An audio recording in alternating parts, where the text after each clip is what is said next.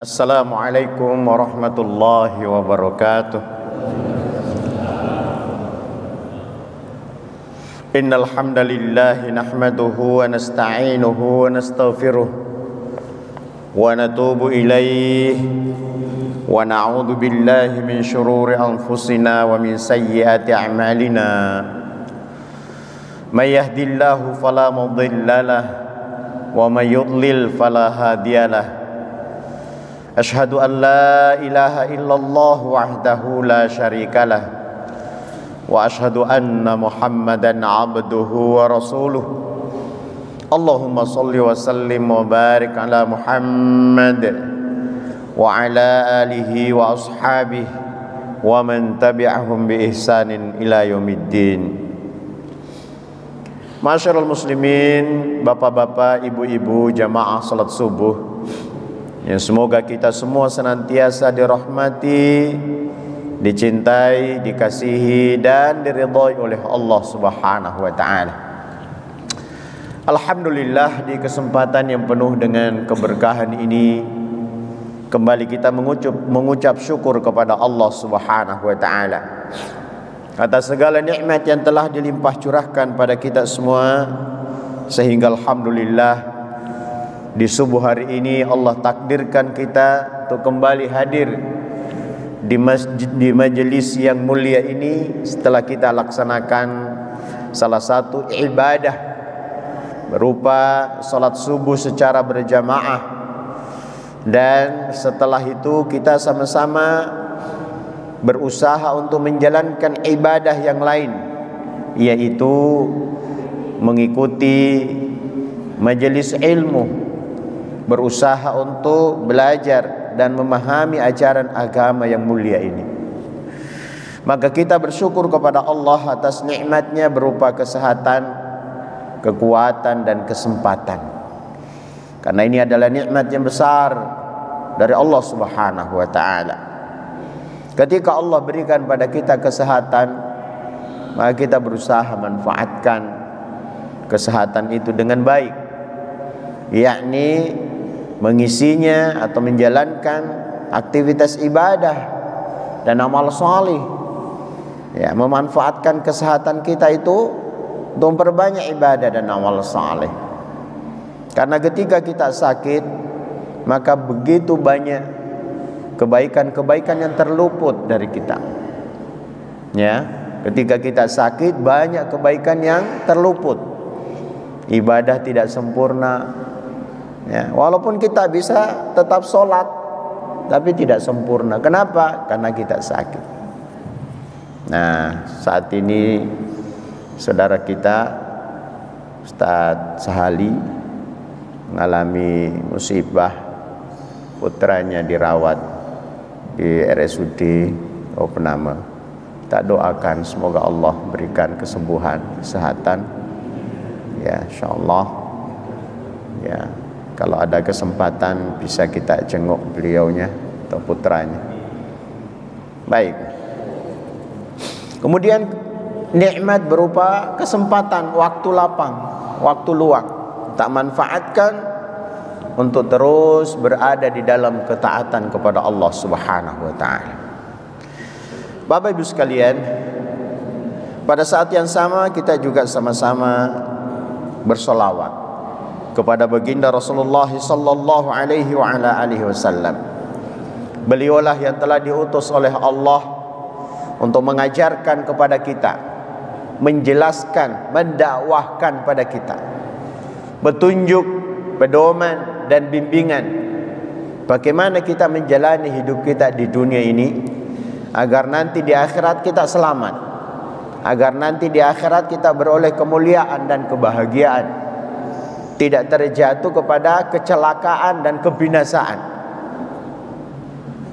Karena hakikat dalam hidup kita ini adalah perjalanan, sebagaimana perkataan Ibnul Qayyim Al-Jauziyah, bahwa seseorang atau seorang manusia sejak dia diciptakan, dia mulai suatu perjalanan, dan ujung akhir dari perjalanan itu hanya dua. Apa itu? Kalau enggak di surga, ya di neraka. Hanya itu saja. Ujung dari perjalanan panjang kita ini tidak ada akhirnya kecuali dua itu. Kalau enggak ke surga, ya ke neraka. Oleh karena itulah, sebagai seorang mukmin, kita meyakini dan mengimani bahwasannya perjalanan hidup kita di dunia yang merupakan sebuah safar ini,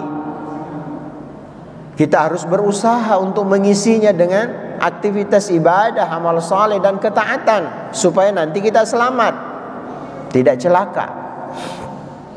Dan Rasulullah telah mengajarkan kepada kita jalan mana yang harus kita lewati, ya, supaya nanti selamat sampai ke surga. Jalan mana yang harus kita tempuh supaya tidak terjatuh ke dalam neraka. Rasulullah telah jelaskan sejelas-jelasnya kepada kita. Maka berhati-hatilah Bapak Ibu sekalian dalam menjalani hidup kita di dunia. Jangan sampai salah jalan, ya, jangan sampai kita keliru memilih jalan. Ya, oleh karena itulah kenapa kita harus terus belajar memahami ajaran agama yang mulia ini. Jalan yang telah dilewati dan dilalui oleh Rasulullah dan para sahabatnya, dan orang-orang yang sudah pasti selamat. Siapa mereka?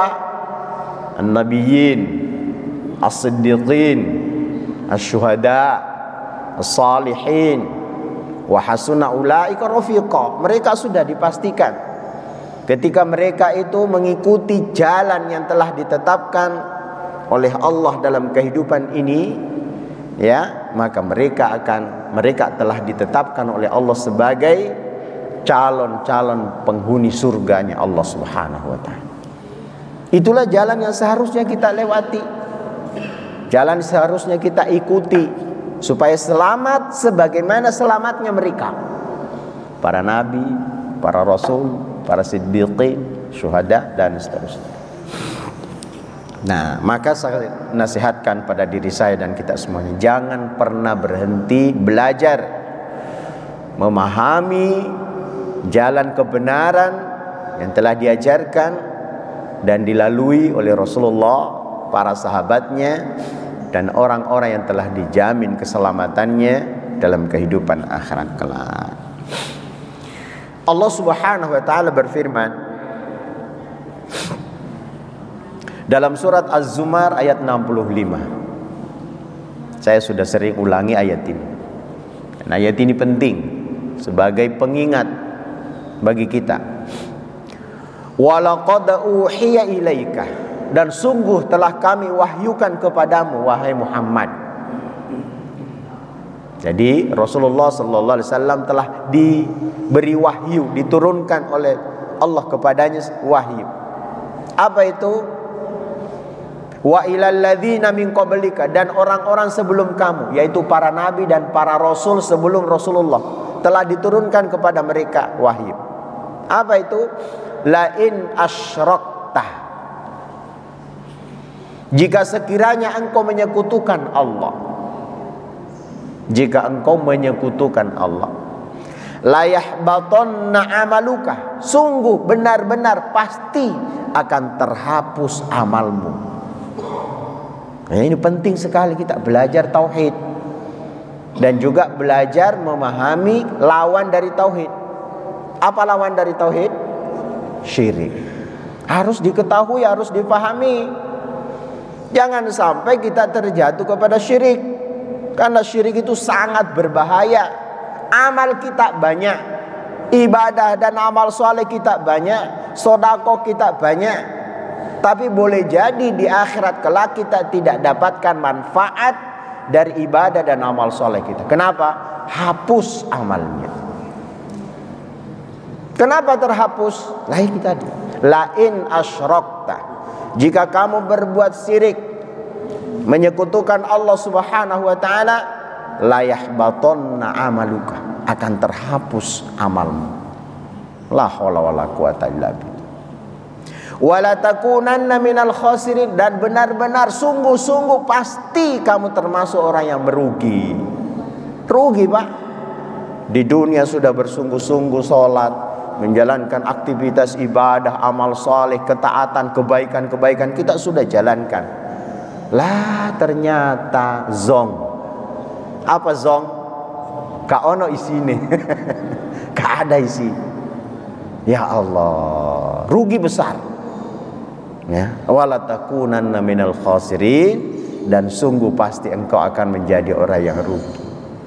Itulah sebabnya kenapa kita tidak berhenti belajar, tidak berhenti duduk di majelis ilmu untuk mengetahui mana-mana perbuatan-perbuatan yang bisa menyebabkan terhapusnya amalan kita.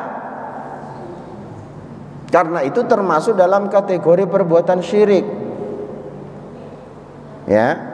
Boleh jadi perbuatan itu sesuatu yang kelihatannya remeh-temeh, hal-hal yang ya terjadi banyak dalam kehidupan kita, bisa jadi seperti itu ya. Tapi ternyata menurut kaidah syariat, menurut kaidah yang Allah turunkan dalam kitabnya Al-Quran dan sunnah Rasulnya yang mulia sallallahu alaihi wasallam, ternyata itu adalah perbuatan syirik.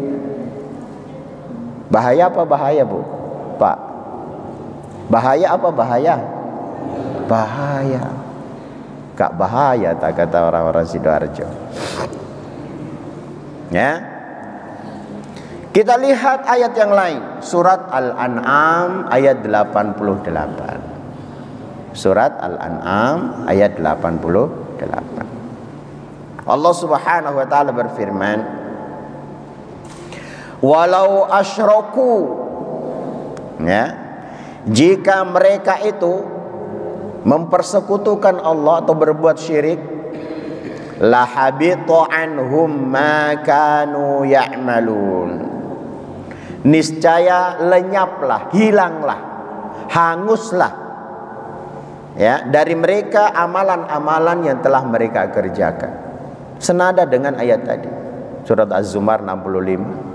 Ini surat apa tadi? Al-An'am ayat 88. Walau asyraku, jika sekiranya mereka itu melakukan amal-amal yang merupakan perbuatan syirik, la habita anhum ma kanu ya'malun, sungguh benar-benar akan hilang, akan hapus, akan sirna amal-amal yang telah mereka kerjakan.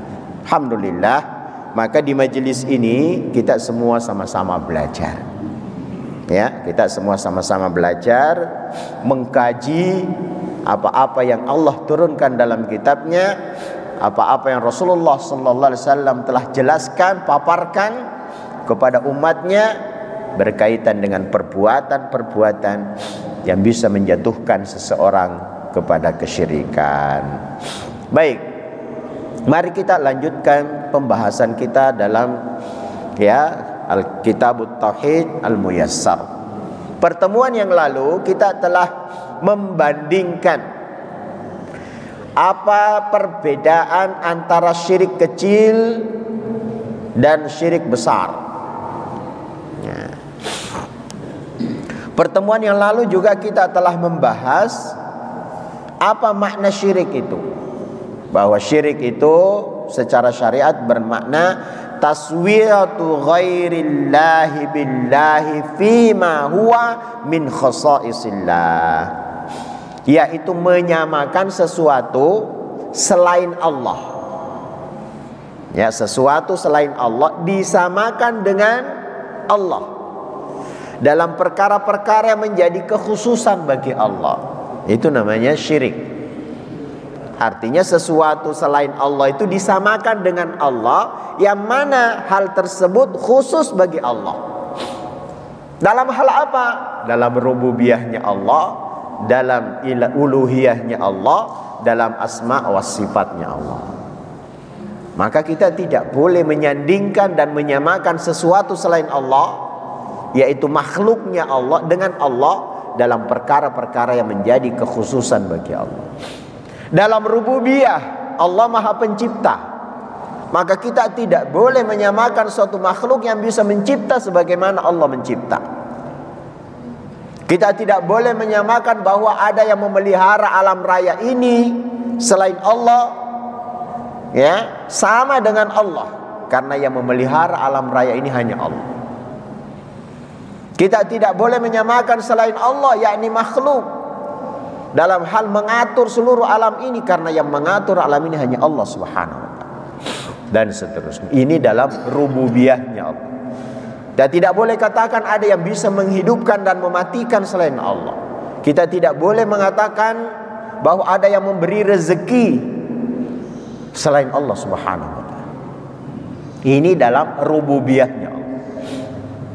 Yang kedua, dalam uluhiyahnya Allah, kita tidak boleh samakan sesuatu selain Allah yang bisa diibadahi, disembah selain Allah Subhanahu wa ta'ala, sebagaimana kita menyembah kepada Allah Subhanahu wa ta'ala, ya, beribadah, berdoa, minta tolong dan sebagainya, tidak boleh kita tujukan kepada selain Allah, karena yang bisa melakukan semua itu hanya Allah Subhanahu wa ta'ala. Ya, hal tersebut hanya boleh ditujukan kepada Allah. Kita beribadah, rukuk, sujud, meminta, berdoa, memohon hanya kepada Allah Subhanahu wa ta'ala. Kita juga tidak boleh meletakkan nama-nama atau sifat-sifat kepada selain Allah sebagaimana sifat itu, ya, disifati kepada Allah Subhanahu wa ta'ala. Inilah pemaknaan atau makna dari syirik tersebut. Kemudian pada pertemuan yang lalu juga kita telah berbicara sedikit tentang apa perbedaan antara syirik besar dan syirik kecil. Syirik besar itu yukhriju minal millah, mengeluarkan seseorang dari agama. Maka hati-hati Bapak Ibu sekalian, jangan sampai karena perbuatan syirik yang kita lakukan itu secara otomatis mengeluarkan kita dari agama, sadar atau tidak sadar. Ya, banyak perbuatan-perbuatan yang sesungguhnya itu perbuatan syirik. Itu syirik besar, sehingga bisa mengeluarkan seseorang dari millah, dari agama. Adapun syirik kecil, la yukhriju minal millah, tidak mengeluarkan pelakunya dari agama. Yang kedua, syirik besar itu yukhallidu sahibuhu finnar, mengekalkan pelakunya di neraka. Orang yang melakukan syirik besar itu kekal di neraka, tidak mentas-mentas dari neraka. Kenapa? Dia mati dalam keadaan melakukan perbuatan syirik besar dan tidak bertaubat. Tidak bertaubat. Nah, hati-hati Bapak Ibu sekalian, jangan sampai kita salah faham. Beda kiranya dengan orang yang mati melakukan perbuatan syirik dan tidak bertaubat dengan orang yang sebelum meninggal dia bertaubat. Itu beda. Ada orang menyembah manusia, menyembah Nabi Isa misalnya. Ternyata sebelum meninggal dia masuk Islam.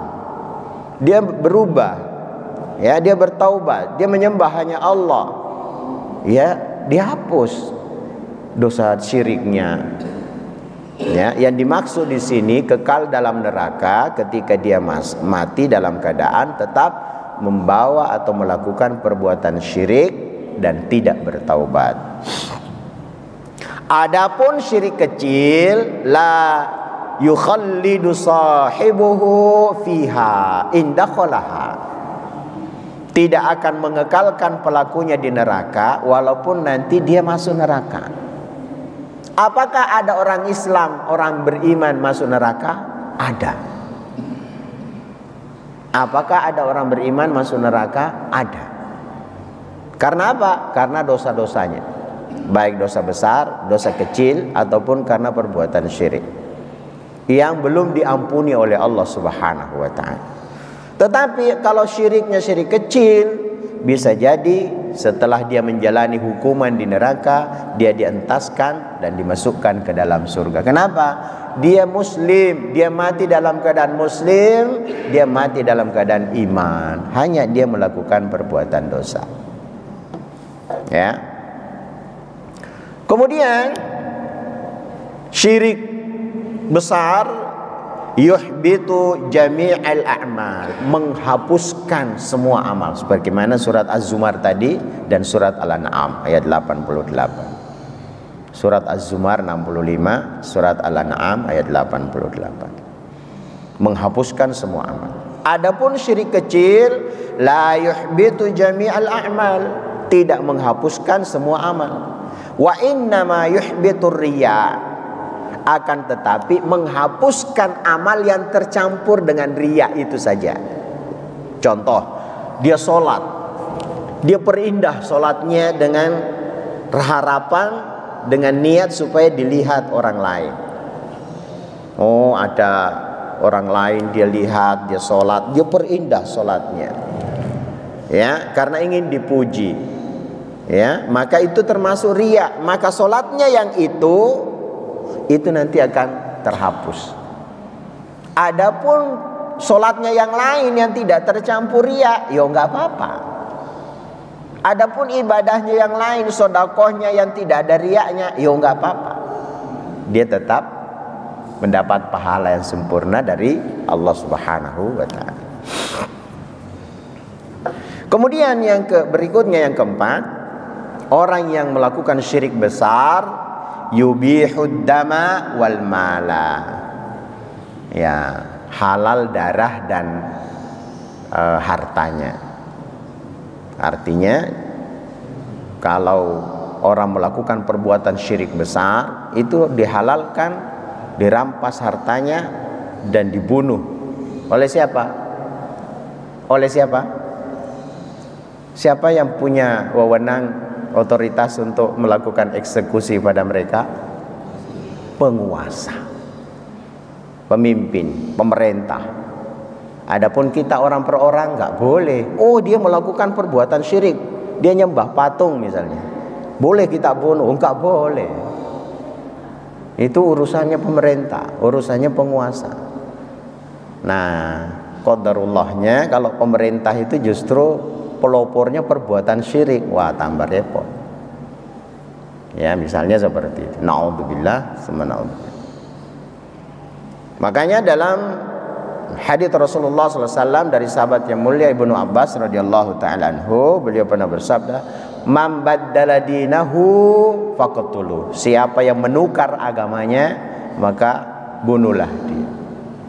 Jahat sekali Islam itu. Kok bisa bunuh orang gara-gara hal seperti ini? Bukan jahat. Ini dari Allah. Bukan kita yang bikin-bikin. Bukan kita yang buat-buat. Ketentuan dan ketetapan ini dari Allah. Supaya apa? Supaya tidak menyebar perbuatan syirik dalam kehidupan manusia. Ya, supaya tidak menyebar perbuatan syirik dalam kehidupan manusia. Maka otoritas, yaitu penguasa, diberi wewenang untuk memastikan, mencegah terjadinya perbuatan syirik dalam kehidupan masyarakat. Kenapa? Ini sesuatu yang sangat besar. Kemudian adapun dosa syirik kecil la yubihuhuma, yaitu tidak dihalalkan keduanya, baik ad-dama wal mal, darah maupun hartanya. Ya, itu yang telah kita bahas pada pertemuan yang lalu. Bapak Ibu sekalian, sebagaimana yang saya sebutkan tadi, boleh jadi dalam kehidupan sehari-hari ada hal-hal yang kita lakukan, ada perbuatan-perbuatan yang kita lakukan, atau keyakinan-keyakinan yang kita yakini ternyata itu adalah kesyirikan. Tetapi kita tidak sadar karena hal tersebut sudah menjadi tradisi, sudah menjadi hal yang berjalan di tengah-tengah masyarakat. Dan inilah yang harus kita waspadai. Itulah sebabnya sering kita dengarkan istilah TBC, tahayyul, bid'ah, dan khurafat. Loh Ustaz, apa itu penting? Yo sangat penting. Tahayyul, bid'ah, khurafat, khususnya tahayyul dan khurafat, ini bagian dari kesyirikan. Itu bagian dari kesyirikan, Pak. terkait dengan tahayyul dan khurafat. Kalau bid'ah kita sudah pernah bahas. Bid'ah itu berkaitan dengan lawan dari sunnah. Sunnah itu lawannya bid'ah. Syirik itu lawannya tauhid. Ya. Kufur itu lawannya iman. Ya. Kufur itu lawannya iman, syirik itu lawannya tauhid, bid'ah itu lawannya sunnah. Ya. Kita harus paham ini. Oke. Tahayyul dan khurafat. Apa sih khurafat itu? Khurafat itu begini Bapak Ibu sekalian. Dulu di zaman jahiliyah ada seseorang bernama Khurafah. Jadi khurafat itu nama orang. Khurafah namanya Khurafah. Suatu saat dia mengaku diculik jin. Diculik jin. Maka dia hilang berhari-hari. Kemudian suatu saat dia dikembalikan oleh jin di tengah-tengah manusia. Nah, ketika dia berada di tengah-tengah manusia, dia mulai berbicara. Dia mulai ngomong tentang keanehan-keanehan yang dia dapatkan selama dia diculik jin. Dia mulai ngomong ngelantur ke sana kemari. Ya. Omongannya sudah bercampur dengan kebohongan dan kedustaan. Maka ketika itu terkenal istilah beritanya khurafah. Artinya berita bohong, ya, yang disebarkan oleh khurafah tadi. Jadi khurafat itu hakikatnya adalah berita-berita dusta, berita-berita bohong tentang suatu keajaiban-keajaiban dan keanehan-keanehan yang tidak bisa dibuktikan. Ya, yang tidak bisa dibuktikan. Hanya katanya dan katanya. Katanya begini, katanya begitu, katanya begini. Itu namanya khurafat. Ya. Termasuk diantara mitos-mitos tentang cerita-cerita zaman dulu, ya, dongeng-dongeng. Hati-hati Pak, kalau itu menjadi keyakinan, wah itu bisa menjadi keyakinan syirik. Hati-hati. Adapun tahayyul, hayyala yuhayyilu, itu artinya sesuatu yang terbayang dalam pikiran. Sesuatu yang terbayang dalam pikiran dan yang menyebabkan seseorang itu mungkin merasa takut, khawatir dan sebagainya. Nah, kisah-kisah atau contoh-contoh yang bisa kita itu misalnya ada keyakinan dalam pikiran bahwa sesuatu tempat itu ada penunggunya, penunggu laut, penunggu gunung. Ya, kalau tidak diberikan persembahan, laut jadi marah, dia jadi marah dan laut jadi tsunami misalnya. Kalau tidak dikasih persembahan, dia marah, gunung meletus. Ini tahayyul. Hayyala yuhayyilu. Atau apa yang biasa kita sebut dengan pamali-pamali. Kalau kita berdiri di depan pintu akan ada begini dan begitu. Ya, dan semua itu tidak ada dalil, tidak ada keterangan yang jelas yang datang dari syariat ini. Beda kalau itu ada dalil. Contoh begini. Wahai manusia, jangan biarkan anak-anakmu keluar kalau maghrib. Tutup pintumu, tutup bejana-bejana. Karena pada saat itu setan-setan sedang bergentayangan. Ini tahayyul apa bukan? Bukan. Kenapa? Ada haditsnya. Ada haditsnya. Maka ini bukan tahayyul. Termasuk keyakinan-keyakinan tentang tidak boleh mengadakan acara hajatan di bulan ini, bulan itu masuk dalam kategori tahayyul. Tidak ada Pak. Tidak ada larangan dari syariat. Bulan sekian, bulan sekian, bulan ini, tidak ada larangan dalam syariat. Dan ini terjadi dalam kehidupan kita. Bukan hanya di Jawa, di negeri saya sana, Sulawesi sana juga begitu keyakinan. Ya. Khususnya bulan Muharram, tidak boleh mengadakan kegiatan. Enggak ada syariatnya Pak. Sampai kita cari dalil hadits, tidak ada. Ya, Tidak ada keterangan tentang itu. Nah, inilah yang berbahaya kalau kita yakini kebenarannya. Kalau kita yakin, oh itu nggak boleh, nanti terjadi ini, nanti terjadi celaka. Kalau menikahkan nanti anak yang menikah ini bisa cerai dan sebagainya. Tidak ada. Kecuali sekali lagi, kecuali di sana ada dalil, ada keterangan, ada hujjah yang datang dari Al-Quran, datang dari Sunnah, datang dari pemahaman yang tegas dan jelas dari para sahabat ridwanullahu ta'ala anhum ajma'in, dari para ulama yang terpercaya, yang benar-benar bersumber dari apa yang datang dari syariat agama yang mulia ini, monggo silahkan, tidak apa-apa. Tapi kalau tidak ada hati-hati, bisa kita terjatuh kepada hal tersebut. Ustadz, itu kan budaya. Masa kita melawan budaya? Budaya itu adalah hasil rekayasa pemikiran, makanya budi dan daya. Hasil aktivitas manusia yang terus berjalan dalam kehidupan suatu masyarakat, yang kadang-kadang hal tersebut tidak berdasar dari petunjuk wahyu. Tidak ada petunjuk yang datang dari Allah Subhanahu wa ta'ala. Itu berupa pikiran-pikiran, perasaan-perasaan, kebiasaan-kebiasaan yang hidup di masyarakat. Dan ini dibantah oleh ayat Al-Quran. Allah berfirman, wa idza qila lahumuttabi'u ma anzalallah. Saya lupa surat ayat berapa ya? Tolong nanti dicari. Wa idza qila lahumuttabi'u ma anzalallah. Apabila dikatakan kepada mereka, ikutilah apa yang diturunkan oleh Allah. Apa yang diturunkan oleh Allah? Apa yang diturunkan oleh Allah? Al-Quran, wahyu. Kepada siapa?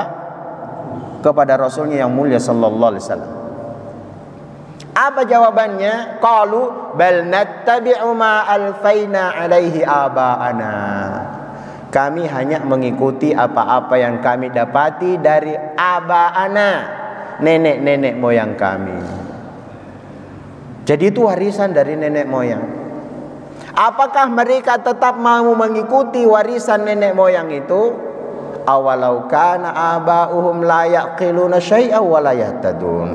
Walaupun nenek-nenek moyang mereka itu tidak mendapatkan petunjuk dari Allah Subhanahu wa ta'ala, ya, tidak mendapatkan ilmu dan petunjuk dari Allah, apakah mereka juga mau tetap mengikuti? Inilah yang harus kita sadari, Bapak Ibu sekalian. Allah turunkan Al-Quran, Allah utus Nabi Muhammad sebagai pedoman dan petunjuk bagi kita, dan itulah yang benar, kebenaran yang hakiki. Maka ketika datang petunjuk tersebut, sebagai seorang mukmin kita berserah diri, kita tunduk, kita patuh kepada petunjuk tersebut. Ya Ustaz, sampean niki melawan adat Ustaz. Nah, bukan begitu. Kalau panjenengan benar-benar sudah menjadi seorang muslim yang berusaha untuk mendapatkan kemuliaan, kebahagiaan, keselamatan dengan keislaman kita, maka pilihannya hanya dua. Pilihannya hanya dua. Kita konsisten, kita komitmen dengan Islam kita, dengan ajaran yang Allah turunkan kepada Rasulnya, atau kita tetap pengen berada di atas jalan yang menyelisihi apa yang Allah turunkan dan Rasulnya. Baik, kita masuk ke pembahasan berikutnya, lanjutan dari berkaitan dengan syirik tadi. Anwa'us syirkil akbar, macam-macam syirik akbar, syirik besar. Kita sudah tahu tadi bahayanya syirik besar, bisa mengeluarkan pelakunya dari millah, bisa kekal di dalam neraka, ya, kemudian menghapuskan semua amal dan halal darah dan hartanya. Itu syirik besar. Ada pembagian macam-macam syirik akbar itu. Asyirkul akbaru arba'atu anwa'in. Syirik akbar itu ada 4 macam. Ingat-ingat Bapak Ibu sekalian, dicatat kalau mau dicatat. Al-awwalu, yang pertama, syirkud da'wati, syirik dalam berdoa. Doa itu ada 3 macam. Pertama namanya al-isti'adah. Meminta apa? Isti'adah itu apa? Minta apa? Perlindungan. Isti'adah. Makanya kita baca a'udzubillahi minasyaitani, aku berlindung kepada Allah dari syaitan yang terkutuk. Itu isti'adah. Kita minta perlindungan agar Allah lindungi kita dari segala mara bahaya, bukan hanya dari syaitan, tapi dari segala mara bahaya. Itu doa yang pertama namanya al-isti'adah. Allahumma inni a'udzubika min jahdil bala'i wa darakis syaqa'i wa su'il qada'i wa syamatatil a'da'i. Minta perlindungan agar kita dijauhkan dari takdir yang buruk, dari kejelekan, dari musibah, dari bencana, dari malapetaka.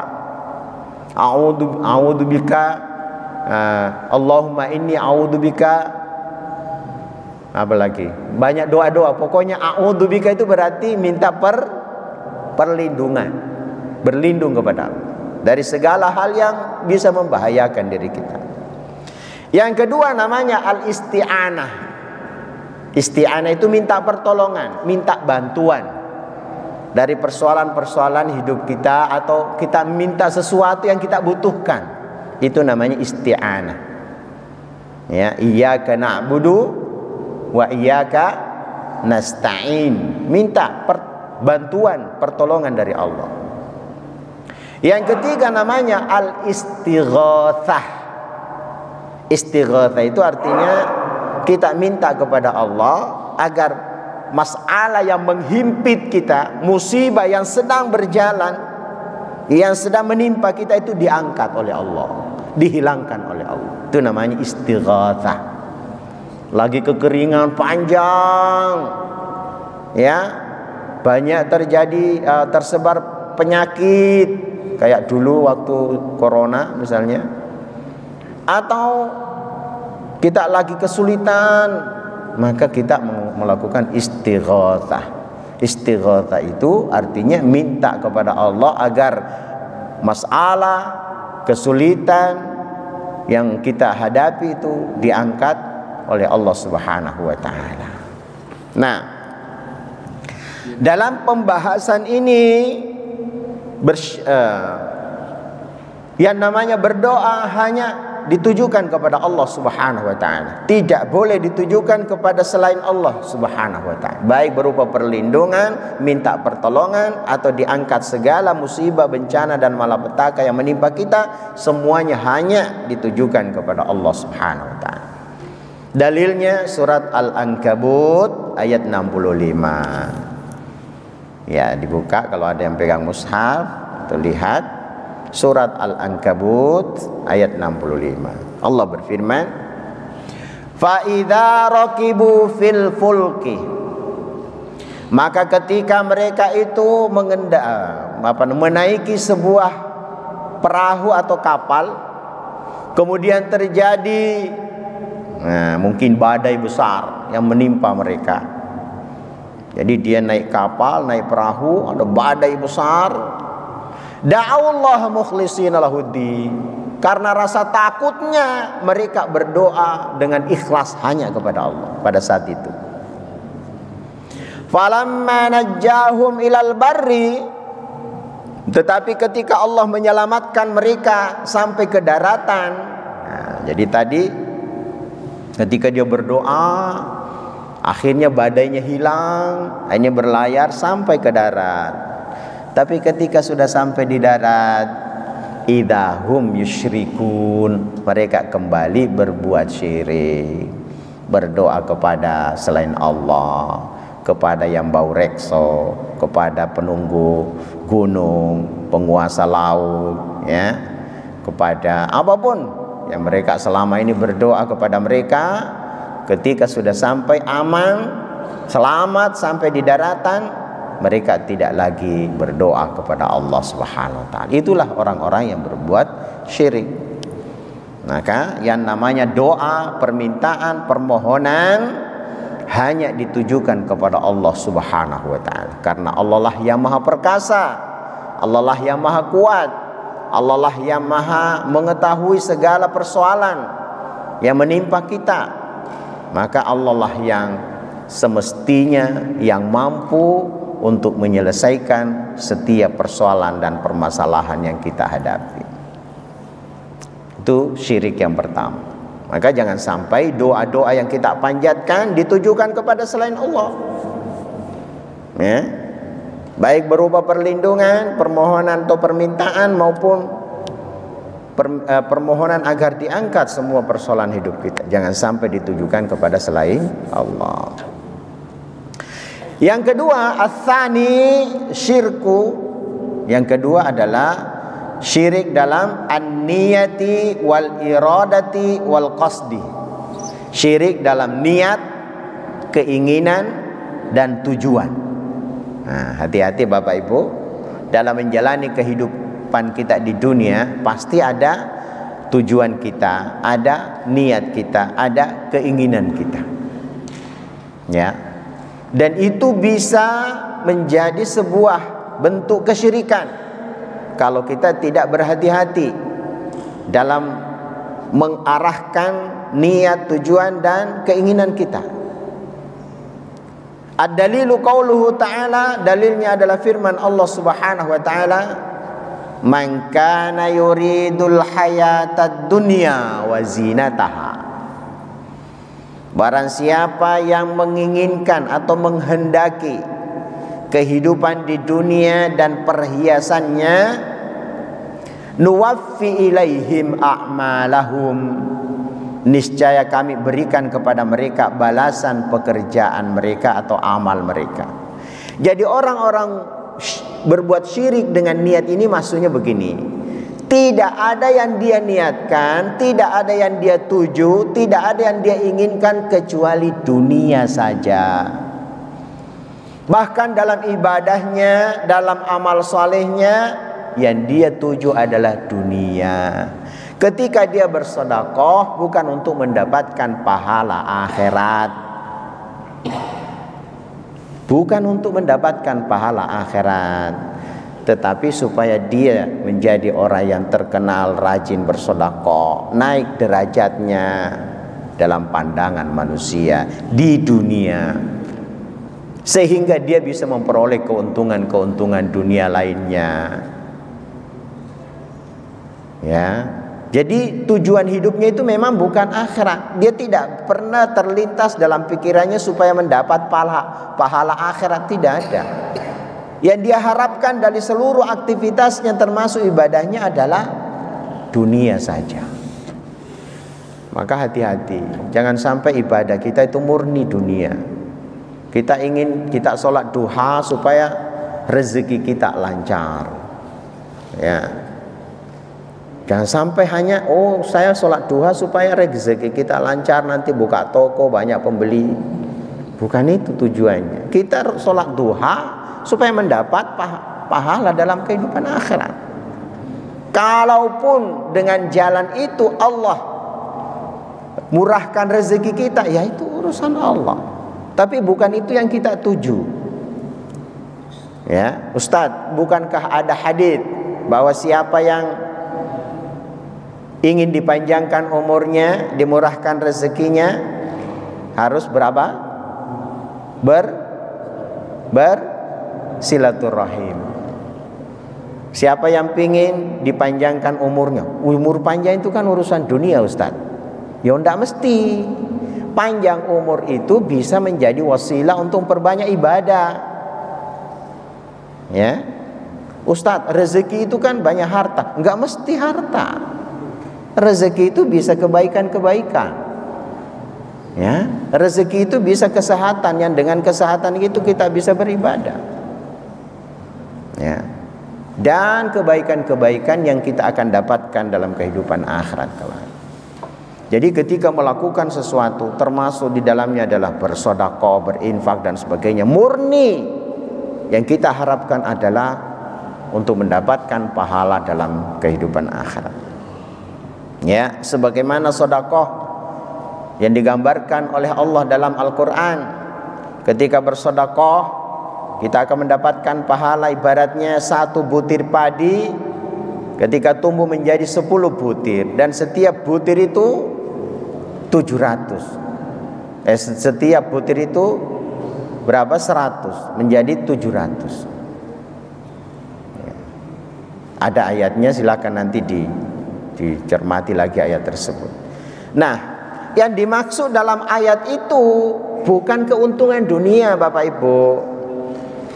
Misalnya ketika kita beribadah bersedekah 1 karung, nanti dibalas oleh Allah 10 karung. Misalnya bersedekah 1 karung beras, nanti kita berharap bahwa nanti Allah ganti sedekah kita 1 karung beras itu menjadi 10 karung. Ya kalau tujuannya dunia, Pak, ya nggak muat dunia ini. Mau ditaruh di mana itu 700 karung itu? Itu baru 1 sedekah. Kalau sedekahnya banyak, mau ditaruh di mana itu nanti? Di gudang mana kita mau taruh kalau untuk di dunia? Bukan itu disimpan untuk kita nanti di akhirat. Disimpan untuk kita nanti dapatkan balasannya dalam kehidupan akhirat, untuk memudahkan perjalanan kita menuju surga, untuk membayar utang-utang kita selama hidup di dunia. Dulu di dunia kita banyak melakukan kezaliman, maka pahala-pahala tadi itu bisa membayar utang-utang kita di dunia, dan seterusnya dan seterusnya. Jadi Bapak Ibu sekalian, ketika beramal apapun, hindari keinginan, tujuan bahwa kita tujukan itu untuk kehidupan di dunia. Tidak demikian. Dan itu bisa bahaya. Bisa seseorang terjatuh kepada asyirkul niyah, ya, wal iradah wal qasd. Ya. Kemudian tadi itu surat Hud ayat 15. Dalilnya surat Hud ayat 15. Ulaikal ladzina laisa lahum fil akhirati illan nar. Orang-orang yang tujuannya hanya dunia saja dalam segala aktivitasnya termasuk ibadahnya, kata Allah, itulah orang-orang yang tidak memperoleh di akhirat kecuali neraka. Wa habita ma sana'u fiha, dan lenyaplah di akhirat apa yang telah mereka usahakan selama hidup di dunia. Ya, wa batilun ma kanu ya'malun, dan sia-sialah apa yang telah mereka kerjakan dalam kehidupan di dunia. Tidak dapat apa-apa karena niatnya salah. Ya, dia melakukan sesuatu niatnya untuk dunia, bukan untuk akhirat. Orang beriman selalu niatnya itu agar nanti Allah Subhanahu wa taala berikan kebahagiaan, kemuliaan, keselamatan dalam kehidupan akhirat. Itu syirik besar yang kedua. Ats-tsalitsu, yang ketiga, syirkut ta'ah, syirik dalam ketaatan. Ya. Ad-dalilu qauluhu ta'ala, dalilnya adalah firman Allah Subhanahu wa taala dalam surat At-Taubah ayat 31. Ittakhadhu ahbarahum wa ruhbanahum arbaban min dunillah. Mereka ahli kitab Yahudi dan Nasrani menjadikan orang-orang alim mereka, tokoh-tokoh dan pimpinan-pimpinan mereka, dan rahib-rahib mereka, rahib itu ahli ibadah, arbaban min dunillah, sesembahan-sesembahan selain Allah. Jadi mereka menjadikan tokoh-tokoh mereka, alim-alim mereka, ulama-ulama mereka, kiai-kiai mereka, rahib-rahib dan ahli ibadah mereka sebagai sesembahan selain Allah. Bagaimana mereka menyembah selain Allah itu? Mereka menyembah selain Allah itu bukan berarti dia sujud di depan mereka, bukan sujud di depan para alim, para rahib, para ahli ibadah, bukan juga berdoa kepada mereka. Bukan itu yang dimaksud. Ya. Tetapi yang dimaksud di sini sebagaimana ditafsirkan oleh Rasulullah ketika seorang sahabat bernama Adi bin Hatim. Adi bin Hatim ini dulunya ahli kitab, seorang Nasrani atau seorang Yahudi, dia masuk Islam. Ketika ayat ini sampai kepada Adi bin Hatim, Adi bin Hatim mengatakan, "Ya Rasulullah, kami tidak menyembah mereka, kami tidak berdoa kepada mereka, kami tidak sujud kepada mereka. Terus gimana kita disebut menjadikan rahib-rahib dan ya alim-alim mereka sebagai sesembahan?"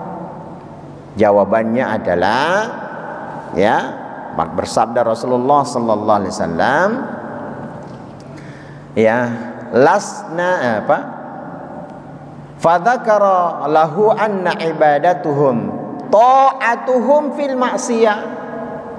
Bukan berarti orang-orang Yahudi, orang-orang Nasrani itu sujud di depan rahib-rahib mereka, alim-alim mereka, atau berdoa kepada mereka. Bukan. Tapi yang dimaksud adalah karena mereka mentaati. Makanya dikatakan tadi asyirku ta'ah, syirik dalam ketaatan. Mereka mentaati pemimpin-pemimpin mereka, ahli ibadah mereka, alim-alim mereka dalam perkara maksiat. Ya, mengharamkan sesuatu yang dihalalkan oleh Allah dan mereka ikuti, atau menghalalkan sesuatu yang diharamkan oleh Allah dan mereka ikuti. Itulah kesyirikan yang mereka perbuat. Maka hati-hati Bapak Ibu sekalian, ketika kita mengikuti seseorang, entah itu seorang ulama, seorang kiai, seorang ya dai, seorang ustadz dan sebagainya, tidak semua ucapannya harus kita ikuti. Tidak semua ucapannya harus kita ikuti. Tapi ucapan seseorang itu ditimbang dengan apa yang Allah turunkan dalam kitabnya, dengan apa yang Rasulullah sallallahu alaihi wasallam telah ajarkan kepada kita. Ucapan seseorang itu ditimbang. Ya, pokoknya ustadz atau kiai atau ulama atau ahli ibadah fulan kalau dia ngomong pasti benar. Enggak ada demikian itu. Yang benar itu hanya Rasulullah SAW. Yang tidak pernah salah itu hanya Rasulullah SAW. Karena beliau dijaga oleh Allah, maksum. Adapun kita manusia, setinggi apapun, sekaliber apapun kita dalam ibadah, dalam ilmu, dalam amal soleh, sangat besar kemungkinan bisa kita salah. Ya. Maka timbangannya, parameternya adalah kebenaran yang datang dari Allah. Ya. Jadi hati-hati Bapak Ibu sekalian. Sehingga boleh jadi seseorang berucap itu ternyata menyelisihi kebenaran dari Allah, kita taati. Itu namanya syirik ketaatan. Ustadz, kalau begitu kenapa kita harus mengikuti ulama? Kalau ulama itu menyampaikan kebenaran yang datang dari Allah dan Rasulnya, kita ikuti. Bukan mengikuti ulamanya, tapi mengikuti kebenaran yang datang dari Allah. Kalau kita mengikuti ucapan seorang ustadz, yang ikuti adalah kebenaran yang datang dari Allah yang disampaikan ustadz tersebut. Sebab ustadz itu bisa benar, bisa salah. Kalau dia menyelisihi kebenaran yang datang dari Allah, ya berarti dia keliru. Kewajiban kita mengingatkan, bukan kita pasrah bongkoan. Pokoknya kalau ustadz fulan, kiai fulan, ulama fulan, saya ikuti semuanya. Nah, itu salah, keliru. Itu namanya syirik dalam ketaatan. Ya, syirik dalam ketaatan. Ya.